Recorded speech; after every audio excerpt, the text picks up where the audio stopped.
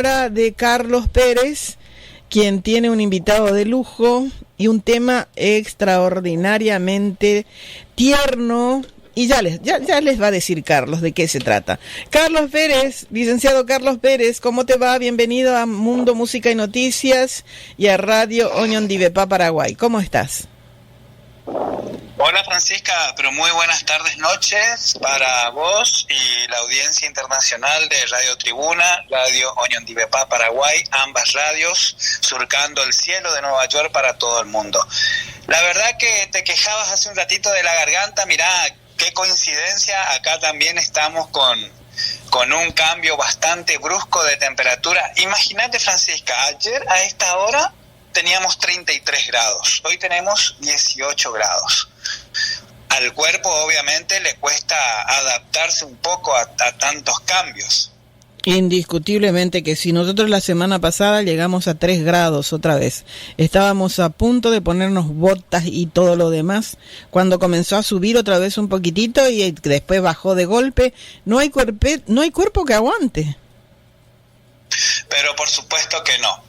En cuanto al tema y al invitado de hoy, que como bien decías es una persona muy especial, te acordarás Francisca que allá por febrero de este año hubo una canonización muy importante, muy cara para los sentimientos de los argentinos y creo que de los latinoamericanos también. Se entronizaba como santa a la primer mujer santa argentina, María Antonia de Paz y Figueroa, conocida como Mamá Antula. Mamá Antula es la palabra, viene del quichua, dado que esta santa nació en la provincia de Santiago del Estero el 11 de febrero de 1730, por eso que la fecha en que el Papa Francisco la entronizaba no era casual, sino que era en el día de su nacimiento, y fallece el 7 de marzo de 1799 en Buenos Aires. Y está con nosotros, Francisca, para hablarnos de esta primer santa argentina que con mucho orgullo los argentinos y con mucho amor hacia el resto de los países compartimos. Está con nosotros el señor Aldo Marcos de Castro Paz, quien es, por un lado, descendiente de Mamá Antula, pero también es un historiador y estuve mirando sus credenciales académicas, Francisca, y créeme que si me pongo a contarte todo lo que hace en cuanto a cultura, a historia, a genealogía, y tendría que estar por lo menos 30 minutos más. Es una persona realmente un académico de muy alto nivel, miembro de numerosas instituciones de estudios históricos y genealógicos, tanto de Argentina, Uruguay y Brasil. Así que bueno, él es el invitado de hoy, Francisca. Para mí es una inmensa alegría que pueda estar con nosotros aquí en Mundo Música y Noticias. Muy buenas tardes y muy bienvenido, Aldo Marcos, ¿cómo estás? Buenas tardes para todos. Es una gran alegría poder saludarlos y a todos los países de habla hispana a través de Radio Tribuna, Mundo Noticias. Y se cumplen los 520 años de la muerte de Isabel la Católica, quien en su lecho, dictando su testamento, dijo que tanto España como las Indias occidentales, que somos nosotros, América, estemos siempre unidos a través de la misma fe y de la misma lengua. Y es así, bajo la misma fe y la misma lengua, comunicación nosotros. Y yo quisiera transmitirles esta alegría del corazón y este gozo del espíritu por la tan esperada canonización de María Antonia de Paz y Figueroa, Mama Antula, como le llamaban los quechuas. Mama como la época de Tata y Mama, sin acento, y Antula como una abreviación del nombre de Antonia. ¿Qué? Ella es una mujer que de alguna manera representa muy bien las Indias occidentales, porque ella nace en 1730, no se sabe la fecha, pero en esa época era virreinato del Perú, o sea que ella para España era española, para América era una americana, y tiene relación directa de familia, porque ella es descendiente directa del general Bartolomé de Sandoval Ocampo, que fue gobernador del Río de la Plata y gobernador general del Paraguay. Y es descendiente directa también del general Francisco de Aguirre, que es fundador de La Serena en Chile, que fue gobernador del Tucumán y también de Charcas. Y es descendiente también del general Cabrera, del general Aguirre, del general Villarroel, del general Ramírez de Velasco, que son fundadores de las ciudades de Córdoba, Santiago del Estero, Tucumán, La Rioja, respectivamente. Y también del general Luis de Ledesma Valderrama, que fue gobernador del Paraguay. O sea que se van entrelazando a través de la historia, de la sangre y de un mismo propósito fundador, una cantidad de fundaciones de ciudades que todavía están en pie y que son capitales de nuestras provincias en la actual República Argentina, y que también son ciudades que subsisten en el Paraguay, como es Ledesma, y en Chile, como hay tantas ciudades como Valdivia, por ejemplo. O sea que en ella se concita toda una tradición de fe y de cultura, y por eso que es una mujer procedente. No es ni rebelde, ni falta la docilidad que corresponde a una mujer bien nacida, sino que ella va constantemente saliendo adelante, apoyada en Dios, que es su fuerza, pero es valiente, tiene coraje, arremete sin temores. ¿Y cuál es el destino? ¿Cuál es lo que tiene que hacer María Antonia? Ella nace en 1730 y a los 15 años se consagra como beata de la Compañía de Jesús, que era una mujer laica, a pesar de que parece que fuera una monja como está vestida. Así se vestían las beatas, porque en esa época no existían religiosas de vida activa externa, sino que eran monjas de clausura que no salían del convento, o beatas que podían elegir el hábito que querían vestir.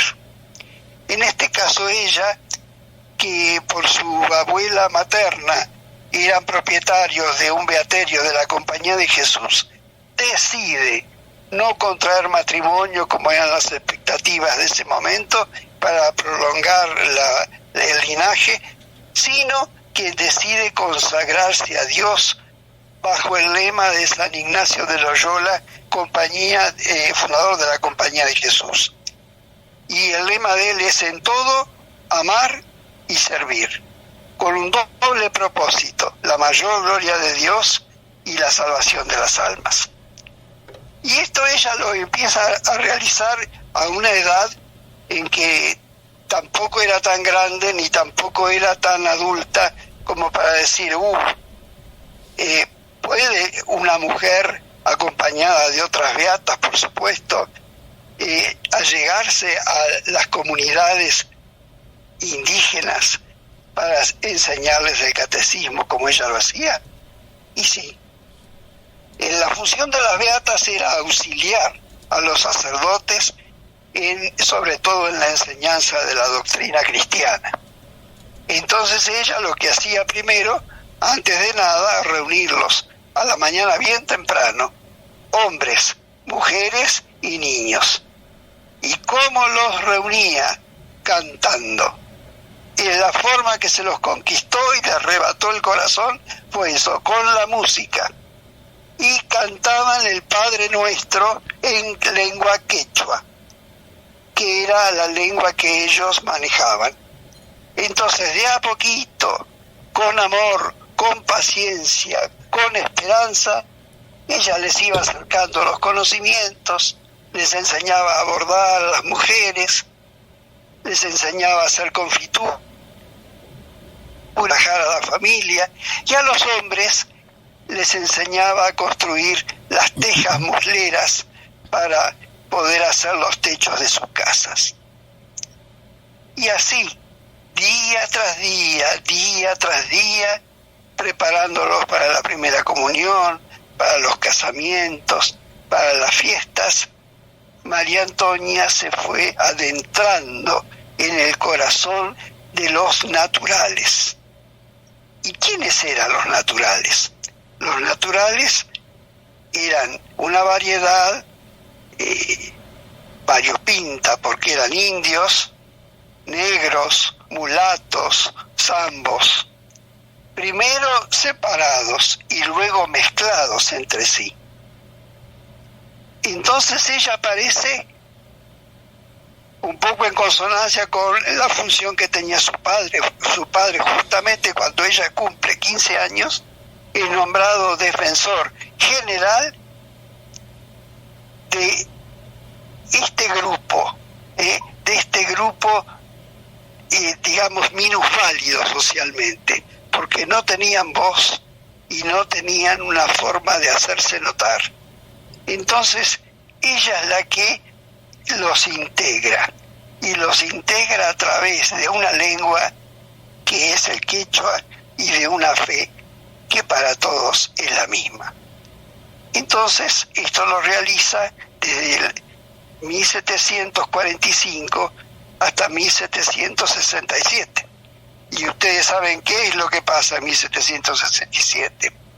El decreto real de expulsión de los miembros de la Compañía de Jesús, de España y de las Indias Occidentales. Así que en 48 horas fueron expulsados y tuvieron que despedirse. Y se fueron solamente con la ropa que tenían puesta, porque tuvieron que dejar absolutamente todo.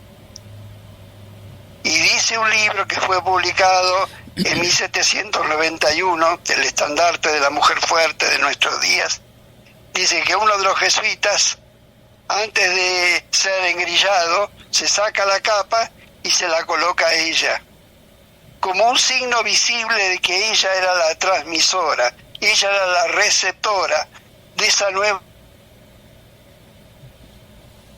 cultural, porque la labor que hicieron los jesuitas fue única en América, porque ellos llevaban el evangelio, pero con el evangelio llevaban la igualdad y llevaban el trabajo y la labor y la educación y la imprenta y las artes y las ciencias. Y así aparecen los primeros herbolarios de las plantas de América, y así aparecen las lenguas indígenas. Qué maravillosa historia, qué hermoso. Quedé anonadada y no sé, de verdad, acá hay muchísima gente que está escribiendo y que están maravillados por el tema que trajo hoy Carlos, y que como siempre nos trae cada sábado invitados y temas extraordinarios. Aldo Marcos, ¿cómo fue que murió mamá Antula? ¿Cómo fue que falleció ella? Eso es lo que quieren aquí saber, muy en especial la audiencia. ¿Cómo murió? Bueno, ella, entonces cuando los jesuitas son expulsados, ella no sabe qué hacer, se siente con las demás beatas que habían quedado, se sienten, imagínense, con una gran tristeza, una gran desolación. Pero ¿qué es lo que hacen? Aplican el discernimiento que les habían enseñado los padres jesuitas. ¿Qué es discernir? ¿Se acuerdan cuando nuestras abuelas hacían tortas? Ponían la harina y la pasaban por el cernidor. ¿Se acuerdan? Sí, bueno, sí. El discernir es eso, el escanciar, el ver los pros y los contras de una decisión que hay que tomar. Y ellas toman la decisión. ¿Y cuál es la decisión que toman? Continuar con los ejercicios espirituales de San Ignacio. ¿Qué es lo que San Ignacio decía en su fórmula? Él decía, tenía dos fórmulas, que eran el magis, siempre más, siempre amar más, siempre trabajar más, siempre sacrificarse más por los demás, por el mayor bien de los demás. Pero también obrar contra. O sea que si tenemos un defecto, vamos a tratar de conseguir, de lograr, de obtener la virtud que es opuesta a ese defecto. Y en este momento, expulsados los jesuitas, ellas, ¿qué tienen que hacer para obrar contra, que es la otra fórmula? Y la obrar contra, que es continuar con la obra de los ejercicios espirituales de San Ignacio. ¿Y por qué, nos preguntamos hoy, son tan importantes estos ejercicios? Fueron inspiración de Loyola en la cueva de Manresa, a los pies del monte de Montserrat, precisamente hoy es la Virgen de Montserrat de Barcelona, y ahí él empieza a meditar y se transforma de soldado del rey en soldado para salvar almas, y con una sola bandera, que no es la bandera del rey, es la bandera del nombre de Jesús, JHS, que habremos visto tantas veces en la comunión, en las estampas, en las representaciones de todas las épocas. El nombre de Jesús es abreviado con la J, la H y la S, que es una abreviatura del nombre de Jesús en griego, las tres primeras letras. Entonces, ¿qué hace María Antonia para responder a cómo ella muere? Ella dedica toda su vida y se declara heredera de la Compañía de Jesús. Entonces ella va a ser, con el permiso del obispo de cada lugar, con el permiso del sacerdote y auxiliada por sacerdotes, siempre, siempre, siempre, jamás desobedeciendo a la autoridad, ella va a seguir con los ejercicios espirituales, que son una forma de encuentro con uno mismo, pero a la luz del Evangelio. Entonces San Ignacio propone usar los 5 sentidos, cerrando los ojos y ir ubicándonos en cada uno de los misterios de la fe, para preguntarnos qué hubiera hecho yo si me hubiera encontrado en el nacimiento de Jesús en el portal de Belén. ¿Qué hubiera hecho a Egipto? ¿Qué hubiera yo hecho si lo hubiera visto a Jesús atado a la columna y flagelado? ¿Qué hubiera hecho yo cuando descendió el Espíritu Santo sobre la iglesia infante? Entonces todo ese trabajo, con preguntas, con escritura, con reflexión personal, va enriqueciendo la propia vida, y uno termina respondiendo el qué de mi vida, el para qué vivo, el cómo vivo, dónde vivo. Entonces todo eso a la luz del Evangelio. Y esto ella lo hace, y lo hace recorriendo primero las ciudades importantes de su ciudad natal, Santiago del Estero, pero luego va a las demás provincias y visita Salta, Jujuy, Tucumán, La Rioja, Catamarca, Córdoba. Y en esto ella emplea 9 años y va aldea por aldea, pueblo por pueblo, ciudad por ciudad, en esos campos donde no había camino, va caminando descalza. Usa unas uyutas, que son unas sandalias de un material vegetal sostenido por 3 correas para sostener el talón y los dedos.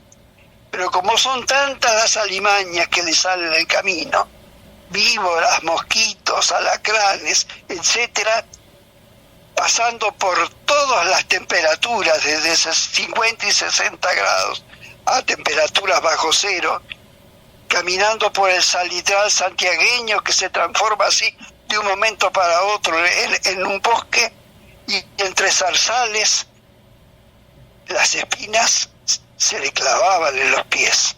Entonces ella, ¿qué hace? Toma unas vendas, las empapa en vinagre y se venda los pies y las piernas hasta las rodillas, y de esa manera ella comprueba que son alejadas un poco las picaduras, que no la dejaban en paz. Entonces ella toma otra solución. Cuando decide ir o tiene que ir de un pueblo al otro, lo hace en noches de luna. La acompañan 3 beatas y un peón, porque llevaban un carrito encima, porque como no tenían dinero, eran pobres por amor de Dios. Pedían limosnas para poder sobrevivir y pedían limosnas para poder hacer los ejercicios espirituales.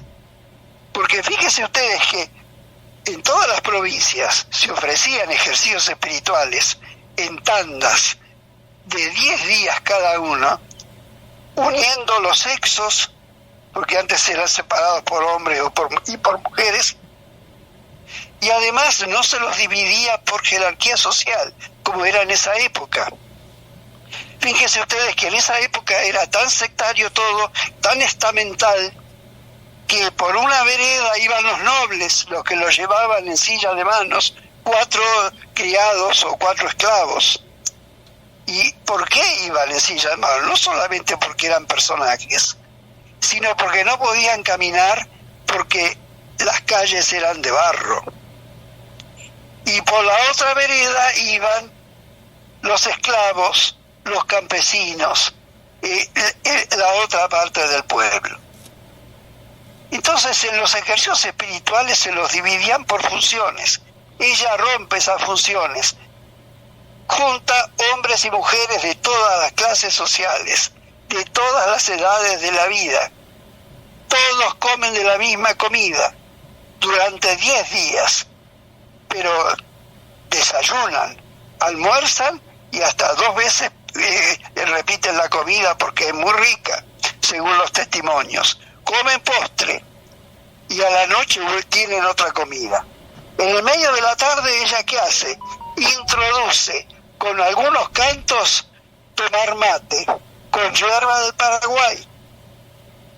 Entonces de esta manera va pasando el día, y fíjense ustedes que son 10 días en que estas personas, que son 200, 300, 400 personas, tienen que comer, y a ninguna se les cobra un real. Todo es con limosnas. Por eso llega el momento en que ella comienza con lo que se llaman los prodigios. Ella multiplica la comida, le pide a la Dolorosa que haya pan, y van al Arcón, donde no había pan, y lo encuentran con pan recién horneado. No tenían que comer, y con 2 velas encendidas dan vuelta alrededor de la casa de ejercicio pidiendo comida, y vuelven y se encuentran con canastos con comida calentita en la puerta. Entonces todas estas cosas van creando un nuevo clima de acogida, se van abriendo los corazones, se van cambiando los ánimos, la gente empieza a mirarse a los ojos y a saber cómo se llama el otro, quién es el otro, con el que yo en mi vida real no puedo hablar nunca, porque es mi amita a la cual no le puedo ni siquiera levantar la mirada. Es el virrey al cual no me le puedo dirigir porque soy de la casta inferior. Y viene el obispo con su cola y no puedo acercarme ni pedirle la bendición, ni pretender besarle el anillo porque soy esclavo.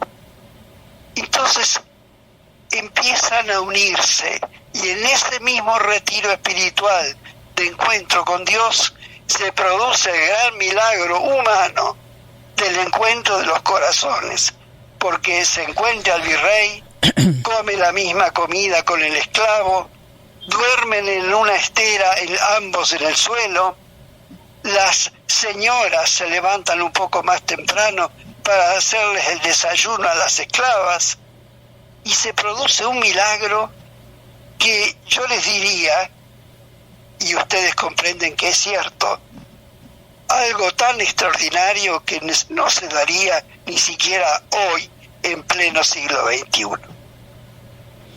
Qué historia extraordinaria, de verdad que nos encantaría seguir escuchando a Aldo Marcos, pero lastimosamente los minutitos se nos van y no quiero que sea la última vez que estemos en contacto. Fue una maravilla cómo murió. Llegó, ella dormía sobre una tarima de madera y tenía una piedra por almohada. Nunca comía carne, sino que todos los días comía un poco de pan, tomaba agua y una sopa caliente.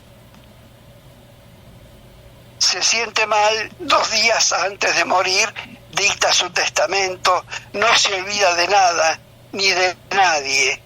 Da la libertad a los negritos que le habían regalado para su servicio. O sea que se adelanta en muchos años a la asamblea del año 13, que fue la que anuló la esclavitud en el Río de la Plata. Y en presencia de todos, ella agradece a Dios que puso semejante obra en sus manos y que ella tejió con la ternura de su corazón, y expira. En el momento de expirar, ven todos con mucho asombro, estaban las beatas y estaban las autoridades, había sacerdotes y miembros del Cabildo de Buenos Aires. Ella muere en Buenos Aires, y ven que una bola de fuego se eleva desde su corazón hasta el techo. Se abre el techo y sale por el techo, y todos asombrados, y todos experimentan en ese momento que la casa se llena de perfumes de rosas y de violetas que no las había. Y así fue como ella partió. Toda su vida fue un milagro, dijo un sacerdote que la conoció, y también su muerte fue así. Magnífica. ¡Qué belleza! Como todo lo que da Dios para los que le dan con todo el corazón a los demás. Aldo Marcos, qué hermoso, qué tierno, qué sublime, qué real, porque ella fue de carne y hueso y muchas personas la conocieron y que compartieron con ella y quedó en los libros, y hoy compartimos con toda la audiencia internacional esta historia increíblemente cierta y que por supuesto nos tocó el corazón. Así es que para mamá Antula, muchas gracias por haber estado con nosotros en esta tarde. Gracias, mil gracias, Aldo Marcos. Un fuerte abrazo, gracias. Un fuerte abrazo. Un gran abrazo. Carlos.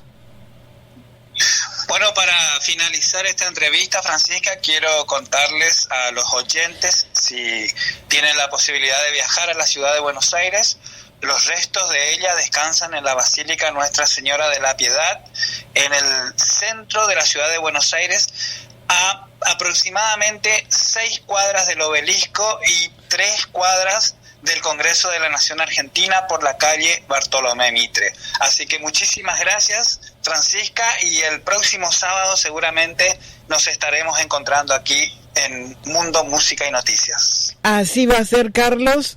Un fuerte abrazo para vos. Mil gracias para Aldo Marcos de Castro Paz. Un fuerte abrazo para toda la audiencia también, que quedó entusiasmada con esta clase magistral de historia de esta santa Mama Antula. Muchas gracias.